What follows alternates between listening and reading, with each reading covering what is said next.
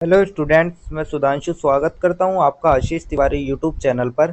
आशा करता हूं कि आप सभी अच्छे होंगे। मैं इस चैनल के माध्यम से आप सभी के लिए लेकर आया हूं एक वीडियो लेक्चर सीरीज जो बेस आपके ऑल यूजी कोर्सेज के सेमेस्टर थर्ड और फोर्थ की environmental science theory into practice second पर्यावरण विज्ञान व्यवहार में सिद्धांत सेकंड नाम की एक इम्पोर्टेंट किताब पर, जो कि आपका एबिलिटी इन्हांसमेंट कोर्स यानी कि आपका एक का सब्जेक्ट है। तो स्टूडेंट, अगर आप ड्यू सोल रेगुलर या किसी और यूनिवर्सिटी से सब्जेक्ट पढ़ रहे हैं तो ये सीरीज आपके लिए बहुत ही उपयोगी साबित होने वाली है, क्योंकि इसमें हम हर चैप्टर को सिंपल भाषा में समझेंगे, इंपॉर्टेंट कॉन्सेप्ट्स को ब्रेक डाउन करेंगे और एग्जाम पॉइंट ऑफ व्यू से भी डिस्कस करेंगे। तो स्टूडेंट, अगर आप ड्यू सोल रेगुलर एनसी वेब एंड अदर किसी के भी सब्जेक्ट को समझना चाहते हैं आसानी से, तो चैनल को सब्सक्राइब जरूर कर लीजिएगा, वीडियो को लाइक कर लीजिएगा और अपने दोस्तों के साथ शेयर करना ना भूलें। एंड सोल से रिलेटेड डेली अपडेट्स के लिए आपसे भी हमारा व्हाट्सएप चैनल फॉलो कर लीजिएगा। तो चलिए शुरू करते हैं environmental science theory into practice second, जो कि हमारा ऑल यूजी कोर्सेज का सेमेस्टर थर्ड और फोर्थ का सब्जेक्ट है। तो इसके सिलेबस में हम देख लेते हैं। तो सिलेबस में हम देखेंगे जो हमारा ईवीएस सेकंड सब्जेक्ट है, इसमें हमारे टोटल 11 से लेकर 19 चैप्टर तक रहने वाले हैं, यानी कि इसमें हमारे टोटल 9 चैप्टर रहने वाले हैं। तो चलिए एक एक करके उन चैप्टरों को देख लेते हैं। तो सबसे पहले जब हम अपना सिलेबस स्टार्ट करेंगे तो सबसे पहले जो हमारा सिलेबस आता है वो चैप्टर नंबर 11 आता है। अब आप सभी कंफ्यूज होंगे कि ये चैप्टर नंबर 11 क्यों है, चैप्टर नंबर 1 से क्यों नहीं स्टार्ट है। तो स्टूडेंट, जो हमारा environmental science theory into practice first subject है वो हमारा चैप्टर नंबर 1 से लेके चैप्टर नंबर 10 तक है। तो ये हमारा सेकंड सब्जेक्ट है जिसमें हमारे चैप्टर नंबर 11 से लेके चैप्टर नंबर 19 तक है। तो चलिए देख लेते हैं। तो सबसे पहले हमारा आता है चैप्टर नंबर 11। तो चैप्टर नंबर 11 में हम वैश्विक पर्यावरण मुद्दे के बारे में डिस्कस करेंगे। जो हमारे विश्व के जितने भी पर्यावरण से संबंधित मुद्दे हैं उन सभी को हम चैप्टर नंबर 11 में डिस्कस करेंगे। चैप्टर नंबर 11 कंप्लीट करने के बाद हम हमारा नेक्स्ट चैप्टर स्टार्ट करेंगे, जो कि हमारा रहने वाला है चैप्टर नंबर 12। और चैप्टर नंबर 12 में हम भारत में पर्यावरणीय कानून एवं पर्यावरणीय विधान के बारे में डिस्कस करेंगे, यानी कि जो पर्यावरण को लेकर भारत में जो भी संवैधानिक तौर से या कानूनी तौर से जो भी कानून है उन सभी के बारे में हम चैप्टर नंबर 12 में डिस्कस करेंगे। चैप्टर नंबर 12 कंप्लीट करने के बाद हम जो हमारा नेक्स्ट चैप्टर स्टार्ट करेंगे वो हमारा रहने वाला चैप्टर नंबर 13। तो चैप्टर नंबर 13 जो हमारा रहने वाला है उसमें हम देखेंगे जैव विविधता और खतरे। तो जो हमारी जैव विविधता को जो भी खतरे हैं और जैव विविधता का जो भी तात्पर्य है, जो भी अर्थ है, उस सभी को हम चैप्टर नंबर 13 में कवर करेंगे। चैप्टर नंबर 13 कवर करने के बाद जो हमारा नेक्स्ट चैप्टर आएगा वो हमारा आएगा चैप्टर नंबर 14। तो अब हम देखेंगे चैप्टर नंबर 14 में जैव विविधता और उसका संरक्षण। तो अब जो जैव विविधता का संरक्षण, क्योंकि हमारी जैव विविधता खतरे में है तो उस खतरे को कम करने के लिए उसका संरक्षण करना पड़ेगा। तो उसके संरक्षण के बारे में ही हम चैप्टर नंबर 14 में बात करेंगे। चैप्टर नंबर 14 कंप्लीट करने के बाद जो हमारा नेक्स्ट चैप्टर आएगा वो हमारा आएगा चैप्टर नंबर 15। चैप्टर नंबर 15 में हम सतत विकास और स्थिरता के बारे में बात करेंगे। तो जो हमारे सस्टेनेबल डेवलपमेंट है उसके बारे में, और एक स्थिरता होती है जो सस्टेनेबिलिटी है, उसके बारे में हम चैप्टर नंबर 15 में बात करेंगे। चैप्टर नंबर 15 कंप्लीट करने के बाद जो हमारा नेक्स्ट चैप्टर आएगा वो हमारा चैप्टर नंबर 16 आएगा। चैप्टर नंबर 16 में हम मानव समुदाय और पर्यावरण के बारे में बात करेंगे। तो जो मानव समुदाय है और जो पर्यावरण है, यानी कि जो हमारा इन्वायरमेंट है, उसके बारे में हम चैप्टर नंबर 16 में बात करेंगे। चैप्टर नंबर 16 कंप्लीट करने के बाद जो हमारा नेक्स्ट चैप्टर आएगा वो हमारा आएगा चैप्टर नंबर 17। चैप्टर नंबर 17 में हम भारत में पर्यावरणीय आंदोलन, यानी कि पर्यावरण को लेकर जैसे कि कोई भी आंदोलन हुए, जैसे कि चिपको आंदोलन हो गया, तो इन सभी के बारे में हम चैप्टर नंबर 17 में डिस्कस करेंगे। चैप्टर नंबर 17 कंप्लीट करने के बाद जो हमारा नेक्स्ट चैप्टर आता है वो हमारा आता है चैप्टर नंबर 18, जिसमें हम आपदा मैनेजमेंट यानी कि जो आपदा आपदा प्रबंधन होती है, जैसे कि बाढ़, सूखा, चक्रवात, इन सभी से लड़ने के लिए जो भी मैनेजमेंट, जो भी प्रबंधन किया जाता है, उन सभी के बारे में हम चैप्टर नंबर 18 में पढ़ेंगे। तो चैप्टर नंबर 18 कंप्लीट करने के बाद जो हमारा नेक्स्ट चैप्टर स्टार्ट करेंगे हम, वो हमारा लास्ट चैप्टर रहने वाला है चैप्टर नंबर 19। चैप्टर नंबर 19 में हम पर्यावरण विज्ञान की व्यवहारिक समझ देखेंगे। तो जो हमारा इन्वायरमेंटल साइंस है उसके एक व्यवहारिक समझ को हम चैप्टर नंबर 19 में कवर कर लेंगे। तो इसी के साथ चैप्टर नंबर 19 कंप्लीट करने के साथ ही जो हमारा environmental science theory into practice second subject का सिलेबस है वो भी कंप्लीट हो जाएगा, क्योंकि इसमें हमारे टोटल चैप्टर नंबर 19 तक ही चैप्टर है, चैप्टर नंबर 11 से लेकर चैप्टर नंबर 19 तक। तो स्टूडेंट यही हमारा सिलेबस है, इसी को हम एक एक करके एक एक चैप्टर को देखेंगे। तो चलिए शुरू कर लेते हैं। तो सबसे पहले हम बात कर लेते हैं हमारे चैप्टर नंबर 11 के बारे में। तो स्टूडेंट मैं आपका स्वागत करता हूँ ऑल यूजी कोर्सेज के सेमेस्टर थर्ड और फोर्थ की chapter number 11 environmental science theory into practice second subject के चैप्टर नंबर 11 के इस वीडियो लेक्चर में, जिसमें हम बात करेंगे वैश्विक पर्यावरण मुद्दे के बारे में। तो स्टूडेंट आज हमारी धरती एक बहुत बड़े संकट से गुजर रही है। औद्योगिकरण, तकनीकी विकास और जनसंख्या वृद्धि ने पर्यावरण का संतुलन बिगाड़ दिया है। हवा, पानी और मिट्टी प्रदूषित हो चुके हैं और यही नहीं, जो जलवायु परिवर्तन, ग्लोबल वार्मिंग और ओजोन परत का क्षय है, अम्ल वर्षा है, परमाणु दुर्घटनाएं हैं, उन्होंने पूरी दुनिया के लिए खतरे का वे एक संकेत है। तो आइए हम समझते हैं वैश्विक पर्यावरण मुद्दों को, जो न सिर्फ किसी एक देश बल्कि पूरे देश को या पूरी पृथ्वी को प्रभावित कर रहे हैं। तो चलिए इस चैप्टर की जो हम शुरुआत कर लेते हैं वो हम सबसे पहले एक छोटे से परिचय से कर लेते हैं। तो सबसे पहले हम एक परिचय देख लेते हैं। परिचय में हम देखेंगे आज दुनिया तेजी से बदलते पर्यावरण संकटों का सामना कर रही है। औद्योगिकरण, तकनीकी विकास, जनसंख्या वृद्धि और प्राकृतिक संसाधनों का अंधाधुंध दोहन इसका मुख्य कारण है। तो औद्योगिकरण ने हमारी जिंदगी आसान बनाई है, लेकिन इसकी कीमत पर्यावरण ने चुकाई है। प्राकृतिक संसाधनों का अंधाधुंध दोहन, जंगलों की कटाई और प्रदूषण ने धरती को बीमार कर दिया है। और ये समस्याएं सीमित नहीं है बल्कि पूरी दुनिया को प्रभावित कर रही है। ये वैश्विक पर्यावरण मुद्दे हैं।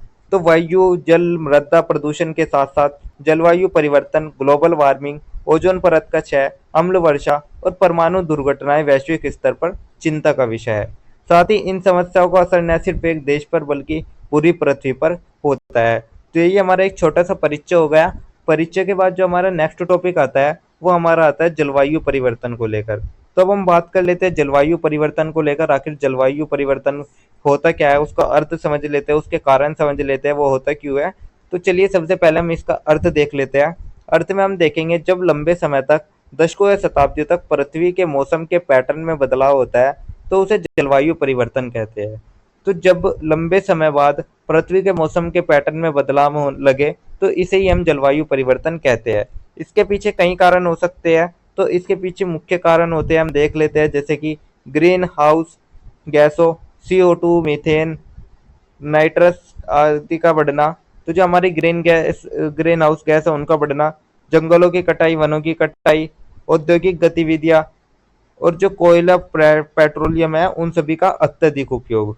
तो ये सभी कारण है जिनके कारण जलवायु परिवर्तन होता है। तो ये हमारे जलवायु परिवर्तन का अर्थ और कारण। अब इसके परिणाम भी देख लेते हैं, आखिर जलवायु परिवर्तन के परिणाम क्या होते हैं। तो परिणाम यही होते हैं कि अनियमित वर्षा, बाढ़ और सूखा आ जाती है, फसल उत्पादन में गिरावट आती है, कृषि उत्पादन में गिरावट आती है, समुद्र के स्तर में वृद्धि होती है, यानी कि ग्लेशियर पिघलना और समुद्र स्तर बढ़ना होता है। और जो जलवायु परिवर्तन है वो ये जैव विविधता पर भी खतरा लाती है। तो जो जलवायु परिवर्तन है वो सिर्फ एक वैज्ञानिक शब्द ही नहीं है बल्कि हमारी रोजमर्रा की हकीकत भी बन चुका है। तो यही परिणाम थे जिन कारण से जो जलवायु परिवर्तन है ये इनका परिणाम होता है। तो ये हमने जलवायु परिवर्तन का अर्थ, जलवायु परिवर्तन के कारण और जलवायु परिवर्तन का परिणाम देख लिया। तो यही था हमारा जलवायु परिवर्तन। इसके बाद जो हमारा नेक्स्ट टॉपिक आता है वो हमारा आता है ग्लोबल वार्मिंग को लेकर। तो अब हम बात कर लेते हैं वैश्विक तापमान वृद्धि के बारे में। तो अब हम बात करते हैं वैश्विक तापमान वृद्धि क्या है या फिर ग्लोबल वार्मिंग का अर्थ क्या है। तो सबसे पहले हम अर्थ समझ लेते हैं। अर्थ है पृथ्वी के औसत तापमान का लगातार बढ़ना। तो ग्लोबल वार्मिंग यानी कि पृथ्वी के औसत तापमान का लगातार बढ़ना, उसको ही हमने ग्लोबल वार्मिंग कहा है। इसके भी कई कारण होते हैं जिन कारणों से तापमान बढ़ता है। सबसे बड़ा कारण है जीवाश्म ईंधन का जलना, ग्रीन हाउस गैसों का उत्सर्जन और अत्यधिक औद्योगिकरण, इन सभी के मुख्य कारण है। तो इन्हीं कारणों से जो ग्लोबल वार्मिंग है वो आती है। इसके कुछ प्रभाव भी पड़ते हैं, उन प्रभावों को देख लेते हैं। तो प्रभाव यही है, जो सबसे बड़ा कारण प्रभाव आ रहा है वो यही है कि इससे ध्रुवीय बर्फ पिघल रही है, समुद्र का स्तर ऊंचा हो रहा है जिससे तटीय शहर डूबने का खतरा है, गर्मी की लहरें यानी कि हीट वेव भी बढ़ रही है, चक्रवात और हीट वेव लू बढ़ रही है, और डेंगू, मलेरिया जैसी बीमारियां वे सभी स्वास्थ्य पर असर डाल रही है। तो धरती धीरे धीरे हॉटस्पॉट बनती जा रही है ग्लोबल वार्मिंग की। तो यही था हमारा ग्लोबल वार्मिंग के प्रभाव, ग्लोबल वार्मिंग के कारण, ग्लोबल वार्मिंग का अर्थ। तो यही था हमारा ग्लोबल वार्मिंग, वैश्विक तापमान वृद्धि। इसके बाद जो हमारा नेक्स्ट टॉपिक आता है वो हमारा आता है अम्ल वर्षा। तो अब हम बात कर लेते हैं हमारी एसिड रेन यानी कि हमारी अम्ल वर्षा के बारे में। तो सबसे पहले हम हमारे एसिड रेन यानी कि अम्ल वर्षा का अर्थ समझ लेते हैं। आखिर अम्ल वर्षा या एसिड रेन होती क्या है? तो अर्थ में जब हम देखेंगे, जब कोई वर्षा जल में अम्लीय तत्व सल्फर डाइऑक्साइड और नाइट्रोजन ऑक्साइड मिल जाते हैं तो वह अम्लीय हो जाती है। तो जब वर्षा के जल में सल्फर डाइऑक्साइड और नाइट्रोजन ऑक्साइड जैसी जो गैसें हैं वे मिल जाती है तो जो वो वर्षा है वो अम्लीय वर्षा बन जाती है। तो यही थी हमारी अम्लीय वर्षा, इसका अर्थ। इसका अब हम कारण समझ लेते हैं किन कारणों से अम्लीय वर्षा होती है। तो इनके सबसे बड़े कारण यही है कि मिट्टी की उर्वरता घटती है, जंगलों और फसलें नष्ट हो जाती है, झीलों का पानी अम्लीय होकर जीवों को मार देता है। तो कारण ये तो हमने आपको इसके प्रभाव बताए। ये इसके कारण में हम देखेंगे कि कोयला आधारित बिजली घर हो गई, फैक्ट्रियों से निकलने वाला धुआं हो गया, वाहन प्रदूषण हो गए, ये सभी कारण है हमारे अम्लीय वर्षा होने के। तो ये तो हमारे अम्लीय वर्षा होने के कारण हो गए। अब हम इनके प्रभाव देख लेते हैं, अम्लीय वर्षा के क्या क्या प्रभाव होते हैं।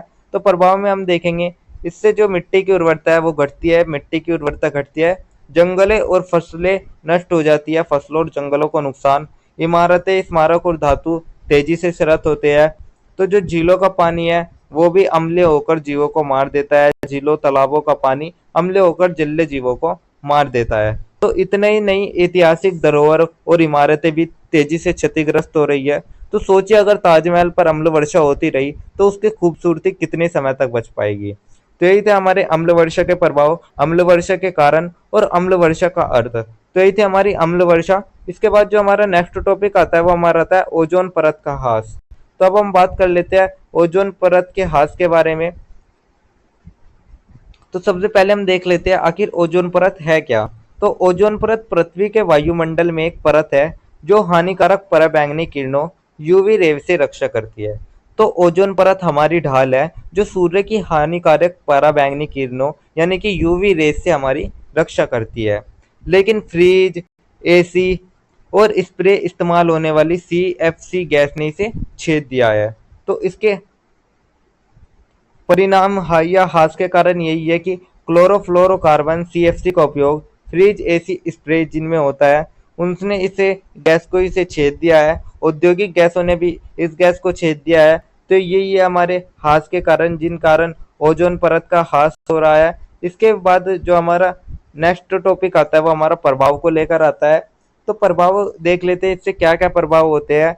तो इससे त्वचा कैंसर, आंखों की बीमारियां, पौधों की वृद्धि में प्रभावित, समुद्री जीवन को नुकसान। तो ये सभी इसके प्रभाव है। तो ये तो प्रभाव हो गए। अब इसके कुछ उपाय भी देख लेते हैं कि इसको रोका कैसे जा सकता है, कौन कौन से उपाय है। तो उपाय में हम देखेंगे सीएफसी पर प्रबंधन। तो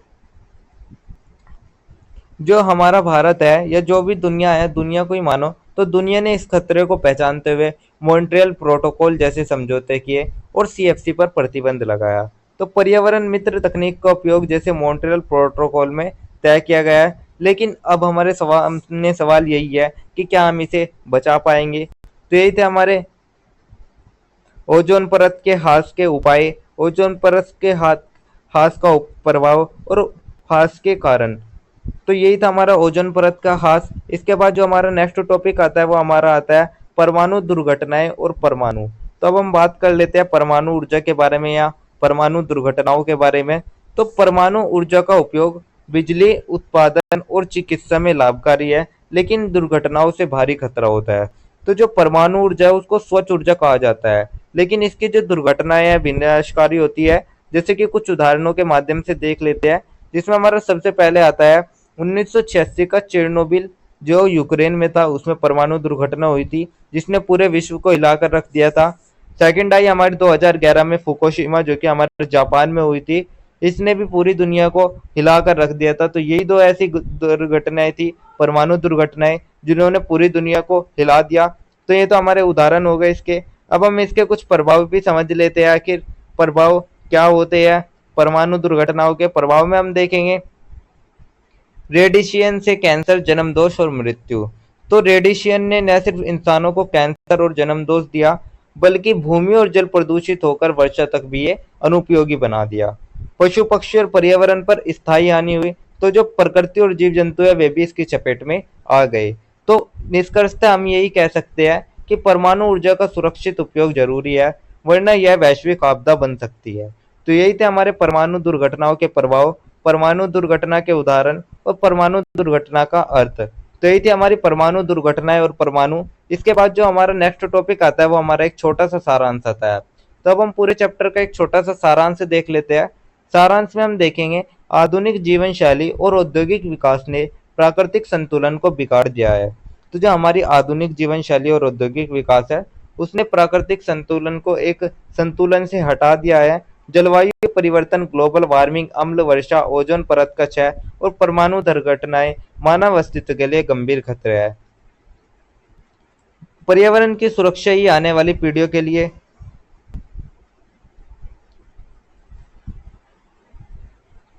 जीवन सुरक्षा है। तो आज ही पर्यावरण की रक्षा करनी होगी, क्योंकि धरती है तो जीवन है। क्योंकि अगर हमें भविष्य की पीढ़ियों को सुरक्षित जीवन देना है, तो हमें पर्यावरण की सुरक्षा करनी होगी। तो यही था हमारा एक छोटा सा सारांश, जिसके साथ हमारे जो चैप्टर नंबर 11 भी कंप्लीट होता है। तो यही था हमारा चैप्टर नंबर 11, जिसके इंपॉर्टेंट टॉपिक्स मैंने आपको शॉर्ट्स में एक्सप्लेन कर दिए हैं। तो अगर किसी भी स्टूडेंट को ये पीडीएफ या ये नोट्स चाहिए होंगे, तो आप सभी हमारा टेलीग्राम चैनल को ज्वाइन कर लीजिएगा। वहाँ आपको ये पीडीएफ या नोट्स मिल जाएंगे। एंड अगर किसी भी स्टूडेंट का किसी भी तरह का कोई भी डाउट या किसी भी तरह की कोई भी क्वेरी होती है, तो आप हमारे कमेंट सेक्शन में या फिर हमारे इंस्टा पेज को फॉलो करके भी पूछ सकते हैं। डेली अपडेट्स के लिए आप सभी हमारा व्हाट्सएप चैनल फॉलो कर लीजिएगा।